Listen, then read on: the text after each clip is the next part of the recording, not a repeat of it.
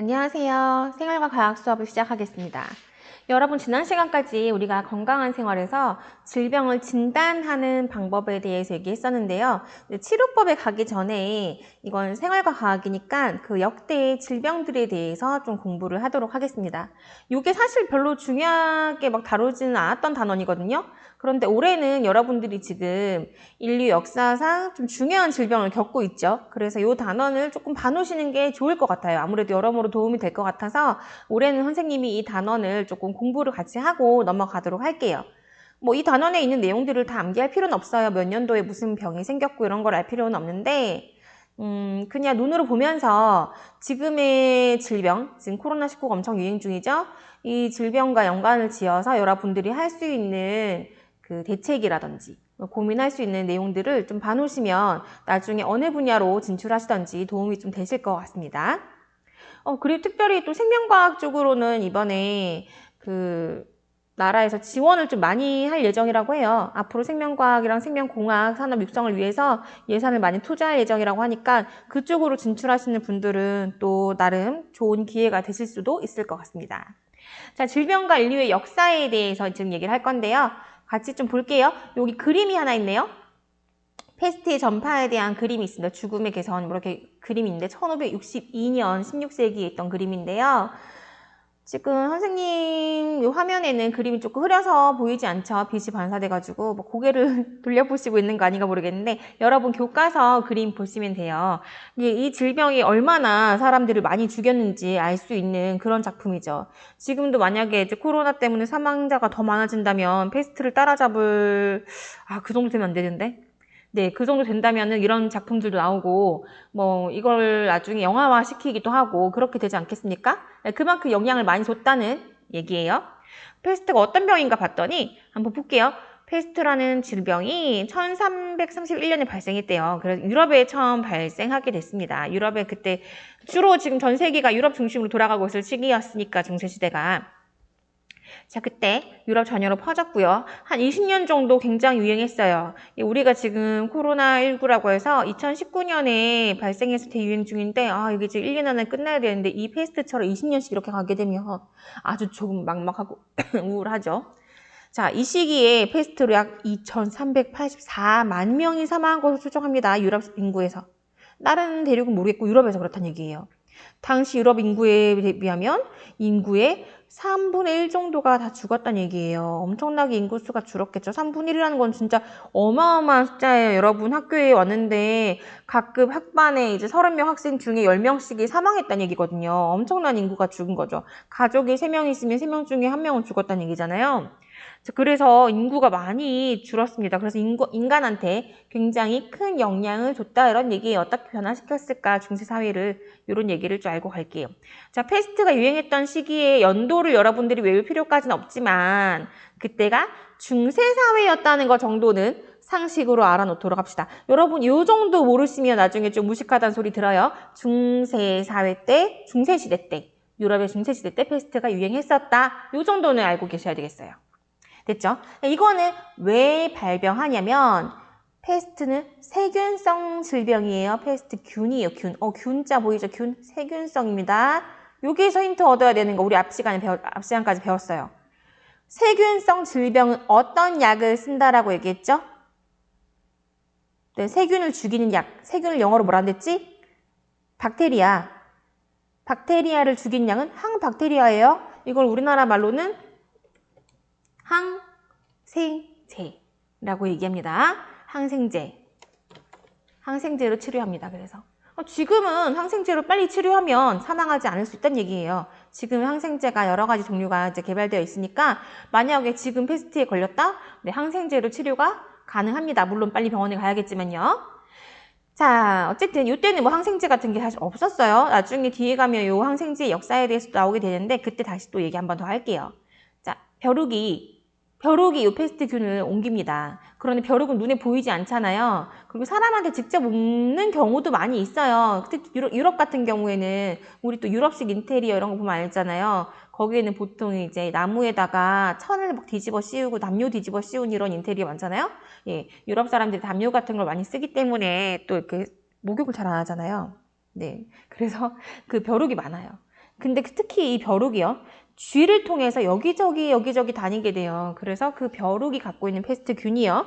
인간에게 옮겨와가지고 인간을 물면서 발생하는 질병입니다. 물론 사람 대 사람으로 옮을 수 있어요. 저 친구한테 있던 벼룩이 나한테 와서 물 수 있습니다. 벼룩이라는 거를 실제로 본 적이 잘 안 보여가지고 작아서 본 적이 아마 없을 거예요. 한국에는 벼룩이 잘 없어요, 여러분. 근데 이제 외국에 여러분들이 나중에 대학생 돼서 여행 가시고 하면 단체 숙소, 이제 호스텔 같은 데서 벼룩에 물릴 수도 있습니다. 예, 유럽 애들이 조금 벼룩이 많아요. 애들이 더럽거든요. 인종차별 아닙니다. 예, 이건 팩트예요. 자, 그래서 어쨌든 그 벼룩이 옮겨오는데 그 쥐가 애기가 되기도 해요. 쥐가 여기저기 빨빨거리고 잘 다니잖아요. 그리고 이거 인수공통병이라고 해서 적어 놓을까요? 이것도 인수공통 전염병이라고 해요.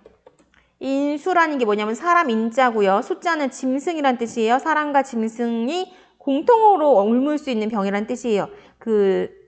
조류독감 같은 거 마찬가지죠. 조류독감이 새한테만 걸리는 건 아니고 사람도 감염될 수 있어서 이것도 인수공통이거든요. 이런 식으로 사람이랑 동물이 같이 걸릴 수 있는 게 인수공통인데 마찬가지예요. 쥐도 걸릴 수 있고요. 자, 그 쥐한테 붙어있던 벼룩이 사람한테 와서 물면 사람도 걸릴 수 있다. 이런 얘기입니다. 이런 거는 이제 상식으로 알아놓으시라고 여러분들 알려드리는 거예요. 지금 우리가 공부하는 과목 자체가 상식 과목이잖아. 교양 과목, 그치? 자, 그래서 어쨌든 그 세균이 사람 몸으로 침입하면 우리 몸에서 이제 패스트라는 병에 걸리게 된 겁니다. 자, 기본적으로 모든 병은요, 웬만한 병들은요, 면역계가 작동하거든요. 침입자가 들어왔으니까 면역계가 작동해야죠. 여러분 작년에 면역계, 맞다. 여러분 작년에 이거 방어작용 진도 안 나갔다면서요. 생물 하셨던 분들, 생명과학 선택하셨던 분들 방어작용 안 나갔다는 소문을 제가 며칠 전에 들었어요. 이게 굉장히 중요한 단원인데 왜 하필 또 이 단원을 못 나갔는지 모르겠지만 방어작용 단원 굉장히 중요하고요. 난이도도 어렵게 나오고요. 게다가 올해는 방어작용 문제 반드시 나올 수밖에 없어요. 알고 계시잖아요. 네, 상황을.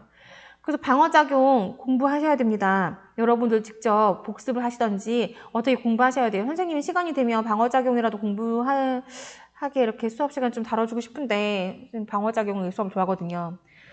근데 이게 지금 생활과학 수업은 생명 선택 안 하시는 분들이 많아가지고 수업 시간 하긴 좀 그렇고 여러분 어쨌든 공부하셔야 돼요. 잘 모르겠으면 선생님한테 책 가지고라도 오세요. 알려드릴 테니까. 자, 다시 본론 돌아갈게요. 자꾸 딴소리해서 미안해요. 자, 이들 제거하기 위해서 면역계가 작동합니다. 모든 병원체가 침투하면 사람 면역계가 항상 작동해요. 이 면역이 훌륭해야죠, 물론 사람이. 그런데 면역계가 너무 훌륭해서 죽는 병도 있어요. 요즘에 그 코로나 얘기하면서 여러분들한테 사이토카인 폭풍이라 이런 얘기 들어봤죠? 면역계가 너무 강렬해도 면역계가 내부 세포를 다 죽여서 죽을 수도 있습니다. 어쨌든 면역계가 작동해가지고요. 림프샘이 커다랗고 뼈가 붓고요. 림프절 어딘지 알죠? 겨드랑이, 목 뒤, 사타구니 이런 데 등등 있어요. 자, 패스트 환자들은요. 열도 나요. 왜? 면역계가 작동했으니까. 면역계가 작동하면 이거 방어작용을 공부하면 쉬울 텐데. 자, 림프샘이 붓고요. 부어오르고요. 발열, 열납니다. 웬만한 병은 걸리면 거의 다 열이 나요. 이게 면역 반응이라고 보시면 돼요. 그리고 게다가 면역 반응이 심해지면요. 소화도 잘 안 되고 구역질 나요. 구토, 설사, 호흡곤란 등의 증세를 보이다가 죽게 됩니다. 보통 비슷합니다. 지금 코로나도 이런 증세가 비슷하죠. 자, 한 장 넘겨보실게요. 다음 장 가봅니다. 자, 그래서 패스트 감염되고 나면 사람들이 많이 죽어요. 그러다 보니까 소장농 뭔지 아세요? 네, 세계사 시간에 배웠죠? 사회 시간에 세계사 파트에서 배웠을 거예요. 봉건사회라고 하잖아요. 중세시대를. 그래서 영주가 있고 성을 지키는 대빵, 영주가 있고요. 그 밑에서 일하는 노예같이 이제 일하는 사람들을 전부, 노예는 아닌데 하여튼 밑에서 농사지를 지으면서 그 성 갖고 있는 주인 영주한테 농작물을 좀 갖다 바치고 자기들도 먹고 살고 하는 아주 어렵게 살아가는 그 일꾼들을 소장농이라고 해요. 자, 그 소장농이 많이 줄어들어요. 그러면은 이 영주는 어떻게 성 갖고 있으면서 소장농들이 갖다 바치는 농작물로 먹고 살았는데 그 농장 인구가 이제 줄어든 거예요. 소장농 인구가. 왜? 패스트 때문에 거의 죽었으니까. 그러다 보니까 야, 아니야, 내가 좀 더 줄게. 농사 좀 많이 지어봐. 야, 너 도망가면 안 돼. 너 죽으면 안 돼. 나한테 너 갖다 바쳐야지. 나는 뭐 먹고 살라고. 열심히 일해줘야 돼 하면서 임금을 상승시켜요. 임금을 상승시켜. 이거 지금 과학이 아니라 거의 이제 사회입니다. 세기사예요. 네, 그게 생활과학이에요. 임금이 상승합니다. 네, 그리고 사람들이 없어지니까 소비가 줄어들죠. 가게가 장사가 잘 안 돼요. 물가는 또 떨어져요. 장사가 안 되니까 자꾸 싸게 팔겠죠. 지금 코로나 사태도 그렇잖아요. 장사가 잘 안 되고 그런 상태잖아요. 마찬가지 경제가 나빠진다는 얘기예요. 물가가 하락해요.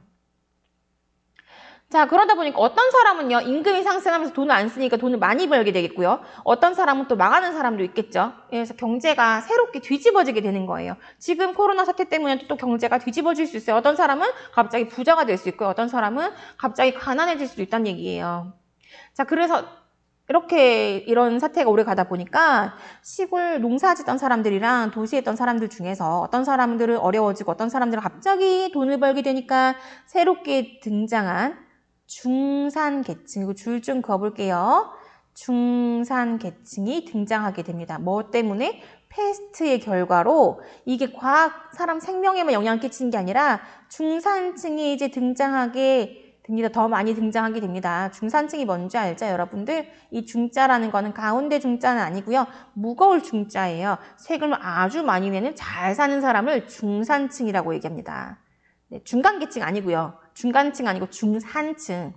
네, 세금을 아주 많이 낼 수 있는 무거울 중자, 생산 많이 하는, 많이 버는 사람들이 갑자기 또 새롭게 많이 등장을 하게 돼요. 이 사람들이 왔더니 야, 사람들이 뭐 다 죽고 없어져가지고 도시에 땅이 비어있네. 이거 내가 다 싸게 사야지.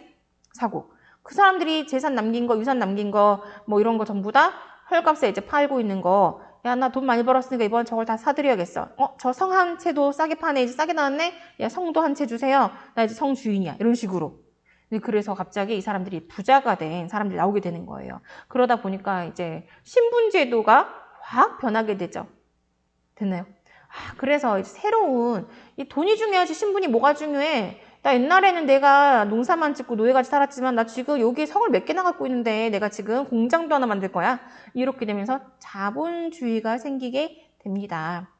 너 지금 신분이 어디니?가 중요한 게 아니라 나 지금 돈 엄청 많아 하고 돈을 가진 사람들이 힘을 쓸 수 있는 자본주의가 슬슬 이제 싹트게 되는 게 패스트가 큰 영향을 줬다고 할 수 있죠. 나비 효과 같은 거죠. 됐나요? 자, 패스트라는 질병이 중세 사회를 변화시켰네. 결론 나왔네. 중세 사회 변화시켰습니다. 어떻게? 중세의 봉건 사회, 영주가 소작농을 거느리는 봉건 사회에서 자본주의의 물꼬가 이제 시작이 된 거죠. 그게 패스트가 끼친 영향이라고 보시면 돼요. 여러분 패스트 한 번씩 들어보셨을 거예요. 이게 패스트라고 하니까 잘 모르시는데 여기 그림도 한번 볼까요? 패스트 쥐가 옮기는데 쥐에 붙은 벼룩이 옮기는데요. 이제 세균 때문에 옮기는 거고요. 세균이면 세균. 패스트균은요. 세균이 옮기는 겁니다. 세균이 옮기는 게 아니고 패스트균은 세균입니다. 자, 이 패스트균이라는 세균을 쥐가 벼룩을 통해서 옮긴 거예요. 자, 감염되다 보면 손발이 새까매져요. 여기 사진 보시면 알겠지만. 그래서 이 패스트를 다른 말로요. 요렇게도 얘기해요. 들어본 적 있을 거예요. 검을 흑자에 죽을 사자를 써서 흑사병이라고도 얘기합니다. 같은 말이에요. 여러분들 이거 세계사 하신 분들은 아마 잘 알고 계실 거예요. 중세시대에 흑사병으로 사람이 엄청 많이 죽었다라는 얘기 들었죠? 그게 바로 패스트입니다. 되겠죠? 네. 이때 자본주의 등장하는데 영향을 줬어요. 네, 그러면 이렇게 경제적으로만 영향을 줬냐? 아니에요. 그런 건 아니고 의학적으로도 영향을 줬어요. 한번 보실까요? 자, 밑에 보시면요. 이제 1300년 유럽에서는 인체 해부가 금지되어 있었어요. 의학이 발달하기 힘들었습니다. 그래서 과학자들, 의사들이요. 돼지를 가지고 와서 해부하고 대충 이렇게 추측만 하는 거예요. 사람도 아마 이렇지 않을까?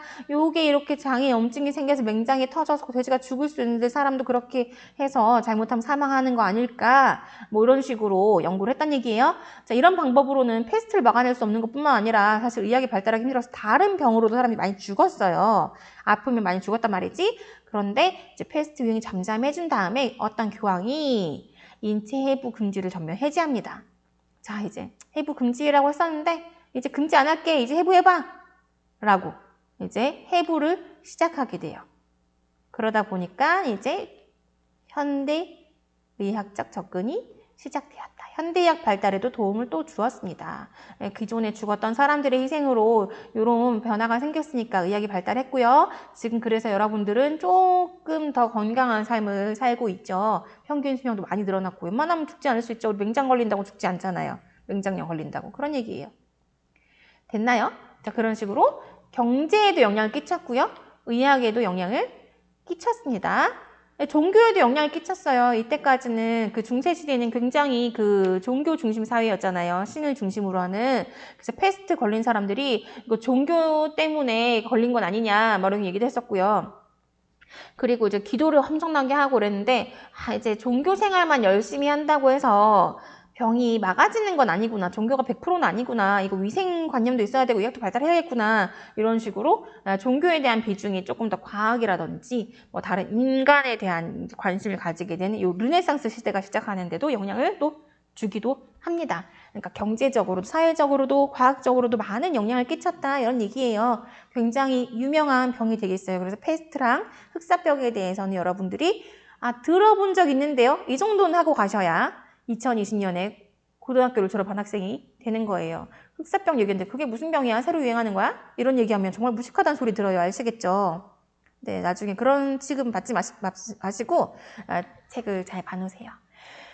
이게 또 1894년에 홍콩에서도 유행하기 시작했고요. 인도에서도 최근에 94년도에 패스트가 발생하기도 했고요. 뭐 그랬대요. 변종 패스트. 변종 패스트. 지금 바이러스도 변종이 발생될까봐 사람들이 걱정을 많이 하고 있죠. 여기 세균은 변종이 잘 안 생기는데 불구하고 이 항생제 내성을 지닌 변종 패스트, 슈퍼박테리아 그런 것들도 출현하기도 하고요. 네. 근데 뭐 이제 패스트가 위험하다 이런 얘기 들어본 적 거의 없죠? 발병할 수는 있는데 발병할 수 있는 원인이 이제 거의 없어졌다고 보시면 되죠. 쥐가 없어졌으니까 이제. 쥐랑 함께 사는 사람 잘 없잖아요. 집에 쥐랑 같이 막 이불 덮고 자는 사람 없잖아요. 유럽에는 옛날에 거의 뭐 이불 속에 쥐가 왔다 갔다 하고 그랬거든요. 이런 거. 쥐를 근절했으니까 거의 없어졌겠다. 그리고 그 쥐도 좀 지저분하게 벼룩 많이 갖고 있는 쥐면 더 심할 텐데 요즘에는 또 소독을 많이 하니까 벼룩도 많이 없을 것이다. 뭐 이런 얘기예요. 됐죠? 쥐를 이불에 덮고 잔다고 하니까 생각나는데 선생님이 에티오피아 여행 갔을 때 화산을 한번 보겠다고 마그마가 이제 부글부글한 거를 직접 봤어요. 눈으로. 마그마가 이렇게 막 흘러내리거든요. 그걸 보기 위해서 이제 밤에 등산을 하는데 등산하고 밤에 그냥 산 중턱에 매트만 깔고 자는 거예요. 거기 건물이 없으니까 아무것도. 오두막도 없고. 자려고 누웠는데 쥐가 다리 위로 막 기어다녀가지고 정말 시겁했던 기억이 납니다. 그때 잘못하면 또 패스트 걸렸을 수도 있겠죠. 그 쥐가 만약에 패스트균 갖고 있는 벼룩을 갖고 있었다면 그럴 수도 있겠죠. 제 생각에 아무래도 근데 거기 너무 더워서 없었을 것 같아요. 자, 어쨌든 패스트에 대한 얘기를 우리가 가볍게 했어요. 자, 넘어가서 천연두 좀 볼게요. 천연두 항공포증 있으신 분들 이거 되게 싫어해요. 사진 잠깐 내릴게요. 싫어하시는 분들이 있으니까. 그 교과서 22쪽을 보고 있습니다. 천연두라는 병이 있는데 요거는 이 바로 다음 단원에도요 나와요. 이 바로 다음 단원에도요 천연두라는 얘기가 나옵니다. 그 제너의 종두법이 나오면서. 그래서 요거는 이름 좀 알아놓으세요. 천연두. 자, 천연두는요 이번에 줄 그을게요. 바이러스에 의해 감염된 질병. 바이러스. 아까 패스트는 세균이었잖아요. 그래서 항생제 가지고 치료했거든. 근데 천연두는 바이러스성이에요. 바이러스성이니까 이거는 항생제로 치료 안 되죠. 네, 항생제는 세균 죽이는 약이에요. 바이러스는 치료할 수 없습니다. 됐죠? 자, 바이러스 때문에 감염된 질병이에요. 주 증상이 뭐예요? 증상의 제목 자체가 증상이네. 주 증상이 뭐냐면 네, 아까 사진 보신 분들 아시죠? 피부에 물집 같은 거 생기는 거예요. 볼록볼록한 뾰루지 같은 물집이 생겨가지고 온몸에 퍼져요. 그래서 그게 막 골마요. 고름이 생기면서 누렇게 고름이 새나가고 그게 상처가 돼서 딱지가 앉았다가 떨어지면 움푹 들어간 흉터가 생겨요. 그래서 이제 곰보와 같은 자국이 남아요. 곰보 뻥뻥뻥 구멍 뚫린 거 말하는 겁니다. 보통은 많이 죽어요. 이 바이러스에 대해 세포가 다 파괴돼서 죽는 경우가 많은데 살아남더라도 곰보와 같은 자국이 생기고요. 이게 만약에 눈에 침투하면 실명하는 경우도 많고요.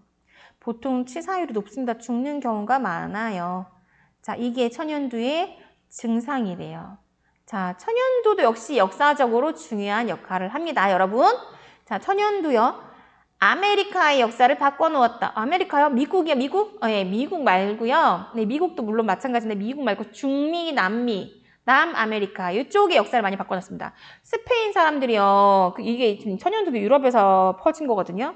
아, 유럽 사람들 참, 네. 그 스페인 사람들이 천연두에 걸린 사람이 덮었던 담요를 인디오가 뭐냐, 이제 인디언들 말하는 거예요, 인디언. 인디언들 이제 북아메리카, 미국 알죠? 미국 이제 북아메리카에 있는 인디언들 있죠? 그 인디언이 영어입니다. 인디오는요, 스페인어예요. 지금 스페인 사람들이라고 있겠죠? 예, 스페인 사람들이 남아메리카 쪽에 가서 정복을 많이 했잖아요. 거기 다 웬만하면 지금 브라질 하나 빼고는 전부 스페인 식민지였어요. 그 넓은 대륙이. 그래서 스페인 사람들이요. 담요를 선물로 줬대요. 그때 당시에 마추픽추 잉카 제국 여기 있네. 안데스 지방 마추픽추 들어보셨죠? 잉카 제국이라는 요 엄청난 문명이 있었어요. 아즈텍 문명 멕시코에 가면 요 엄청난 문명이 애들 굉장히 무서운 사람들입니다. 이게 살아있는 사람 심장도 꺼내서 먹고 이렇게 하는 무서운 전투적인 아주 전쟁에 특화된 그런 종족인데 요 사람들이 멸망해요. 스페인이 그 다음에 거길 장악해서 식민지로 삼습니다. 그렇게 된 계기가 요 천연두라는 학설이 굉장히 많아요. 왜냐하면 이 스페인 사람들이 천연두에 걸린 사람이 덮었던 담요를 선물로 준 거예요. 인디언은 영어예요. 그 북아메리카 미국 쪽이고요. 남미 쪽은 스페인어 인디오라고 보통 얘기하는데 인디오도 인디헤나 이렇게 얘기하는데 선물로 주기도 했거든요. 이 사람들이 요 담요 덮고 그 담요에 붙어있던 바이러스에 감염돼가지고 천연두 때문에 죽는데 어떤 지역은 90% 이상이 죽었어요. 요 보세요. 여기 인구. 요 보세요. 그래서 인구가 887만 명이었는데 요렇게 이야 거의 다 죽었어요. 심하죠. 여기 멕시코 중앙부 아스텍 왕국 여기도 이만큼 죽었어요. 카리브해 지역, 카리브해 그 중미 쪽에 있는 쿠바 있고 한 그쪽 있거든요. 거기 사람들이 굉장히 많은데 거기서도 굉장히 많이 죽었습니다. 선생님 이번 겨울에 카리브해 갔다 왔는데 너무 좋았어요, 여러분들. 자, 어쨌든 그 아름다운 곳들이 다 이렇게 사람들이 거의 죽고 망하게 됩니다. 그래서 스페인이 이제 스페인을 스페인어로 에스파냐라고 얘기하죠. 코리아를 한국말로 대한민국이라고 하는 것처럼 그 에스파냐 학정이라고 얘기하는데 거의 사람들이 이제 다 죽고 나면 이 사람들이 가서 식민지로 삼고 그렇게 정치를 시작하게 됐어요. 뭐 지금은 독립을 해 있지만 어쨌든 그런 식으로 천연두도 굉장히 큰 세계사적으로 큰 영향을 미쳤다. 여기 남아메리카 역사를 바꿨다라는 거. 요거 알고 계시면 되겠습니다. 요 줄 좀 그어놓을게요. 신대륙을 발견한 다음에 스페인에서 에스파냐 학정으로 인구가 급격히 감소했어요. 그래서 이제 스페인 식민지 시대가 시작됩니다. 자, 남아메리카. 물론 중앙아메리카도 마찬가지예요. 남아메리카 내륙의 식민 정치라고 하시면 되겠죠. 스페인에 의해서. 나쁜 놈들인 것 같기도 하고. 벌 받나 봐요. 그래서 이번에. 자, 어쨌든 이렇게 하셨죠? 됐나요? 네. 근데 되게 신기한 게 우리나라는 지금 일본의 식민시대에 대해서 굉장히 그 거부반응을 가지고 있잖아요. 그게 사실 당연한 거잖아요. 그치? 우리나라에 대한 자부심이 있으니까. 야, 그 나쁜 사람들이 우리나라 식민정치를 했었어. 이 나쁜 놈들 그때 우리나라 발전 못하게 하고 우리나라 국민들을 학살하고 우리나라를 이렇게 겪어했지. 나쁜 놈들이 사과해. 이게 지금 우리나라의 정서인데 되게 특이하고 남아메리카 대륙, 남미의 나라들은 그 스페인의 식민시대였던 거를 자랑스러워하는 분위기도 오히려 많아요. 근데 우리처럼 싫어하는 분위기를 잘 찾아볼 수가 없어요. 그래서 그 사람들은 지금까지도 스페인어를 씁니다. 우리는 일본어 쓰지 않잖아요. 네, 우리나라 말을 자랑스럽게 생각하니까. 근데 그 사람들은 남아메리카에서 지금 아직까지도 스페인어를 쓰고요. 공용어예요. 쓰고 스페인 문화를 받아들인 거를 굉장히 괜찮게 생각하는 거예요. 네, 한간에 떠드는 얘기에 의하면 이제 잉카 제국이랑 아즈텍 왕국의 문명이 잉카 문명 이런 게 너무 과격했다는 거죠. 무서웠다는 거지. 뭐 사람을 이렇게 처벌하거나 전쟁을 하면은 상대방 살아있는 심장도 꺼내먹고 이럴 정도로 너무 잔인한 문명이었으니까 그런 잔인하고 조금 어떻게 보면은 미개하게 보이기도 하는 그런 문명에서 벗어나서 현대 문명을 받아들이는데 큰 역할을 했다 하면서 이 문화를 굉장히 좋아하기도 하고 실제로도 사람들이 거기서 스페인으로 많이 여행을 가요. 네. 되게 신기하죠. 그러고 보니까 우리나라 사람도 일본 여행 가시는 분들이 종종 많이 보이던데 한 번씩도 아니고 이게 일본 여행 찬양하시는 분들이 좀 보이던데 좀 의심스럽습니다. 네, 그러시면 안 될 것 같은데 정치 얘기는 이제 좀 그만할게요. 네, 선생님 네, 자꾸 본부를 잃어버려가지고 저는 생활과학 선생님입니다. 생활과학 선생님이니까 생활과학 수업 들어갈게요. 자, 유럽인들은 대부분 도시에 많은 사람이 몰려 살아가지고 혼잡하죠. 많이 섞여 있어요. 사회적 거리가 유지가 잘 안 된다는 얘기예요. 그래도 우리나라보다는 유지가 잘 되고 있어요. 그래도 우리나라보다 인구가 적으니까. 게다가 얘들이 좀 더럽죠. 더러운 오물이 많아요. 오물이 더러운 게 많고요. 화장실도 없어가지고 그냥 길바닥에 버렸다잖아요. 쉬하고 응한 거를 그냥 양동이에 담아서 바깥에 버리고 그랬죠. 그래서 발달한 게 또 처마가 발달하고 하일 발달했다는 얘기 여러분 들어보셨을 거예요. 그리고 대부분 목욕을 안 해요. 이 사람들이. 물이 그렇게 또 좋지도 않아요. 네, 유럽은 물이 그렇게 좋지도 않아서 물을 그대로 마시지 않고요. 보통 차로 마시거나 아니면 맥주로 마시는 경우가 많습니다. 그래서 유럽은 물보다 맥주가 싸기도 해요. 네. 되게 웃기죠? 우리나라는 물이 굉장히 깨끗한 편이죠. 사실은 많이 목마르면 계곡물 마셔도 죽지 않아요. 자, 어쨌든 이렇게 살고 있었어요. 그래서 항상 바이러스에 노출돼 있고 세균에 노출돼 있고요. 물론 이제 그것 때문에 면역이 생기기도 하지만 심하면 흑사병도 오고 천연도 오고 했다는 얘기예요. 그에 비해서 아메리카 인디오들은요. 깨끗한 지역에서 살고 있었거든요. 안데스 산맥에서요. 그 라마, 알파카 이런 애들이랑 뛰놀고 있었단 말이에요. 그런데 더러운 지역에 살면서 천연두와 같은 질병에 면역을 가진 유럽인들이 줄 끌게요. 면역을 가진 유럽인들이요. 이 사람은 워낙 더러웠으니까 그동안 면역이 많이 형성돼 있었던 거예요. 상체가 많이 생겨 있었는데 이 사람들이 자기 들어온 옷을 입고 아메리카에 갔어요. 아메리카 인디오에 접근했어요. 또는 담요를 가지고 갔어요.